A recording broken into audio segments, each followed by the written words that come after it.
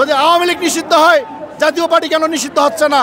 কার প্রেসক্রিপশনে জাতীয় পার্টিকে এখন এই বাংলাদেশে রাখা হয়েছে? যতক্ষণ পর্যন্ত আমাদের দলের পক্ষ থেকে দিক নির্দেশনা না আসবে, আমরা চাচ্ছি আমাদের স্বরাষ্ট্র উপদেষ্টার পদত্যাগ না হওয়া পর্যন্ত রাজপথ ছাড়বো না। তারপরে সিনিয়র নেতৃবৃন্দ যা মনে করে সেটাই আমরা মেনে নেব ইনশাল্লাহ। একমাত্র দাবি স্বরাষ্ট্র উপদেষ্টার পদত্যাগ, কারণ তার নির্দেশে সেনাবাহিনী এবং পুলিশ আমাদের ভিপি নুরুল হক নুরুল ভাইয়ের উপরে যে বিতর্কিত হামলা করছে খুন করার উদ্দেশ্যে, এটাকে আমরা দেখতেছি যে তার পদত্যাগ ছাড়া আর কোনো উপায় আমাদেরকে নাই। এখানে আমরা যে উদ্দেশ্য নিয়ে এসেছি, প্রথমত ফেসিবাদ স্বৈরাচার আওয়ামী লীগের দোসর জাতীয় পার্টিকে নিষিদ্ধ করতে হবে। দ্বিতীয়ত স্বরাষ্ট্র উপদেষ্টার পদত্যাগ করতে হবে। তৃতীয়ত ডাকসুর সাবেক ভিপি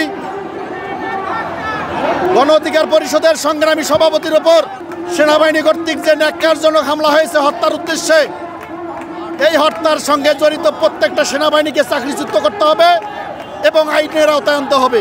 জাতীয় পার্টি আপনারা জানেন, বিগত 15 বৎসর স্বৈরাচার সরকারের সঙ্গে আতত করে এই বাংলাদেশে এই 15টা বৎসর তারা বিভিন্নভাবে জোর জুলুম খুন সহ শুরু করে স্বৈরাচার হাসিনার সঙ্গে সঙ্গ দিয়ে তারা স্বৈরাচার হাসিনা যে অপরাধী, জাতীয় পার্টি সেম অপরাধী।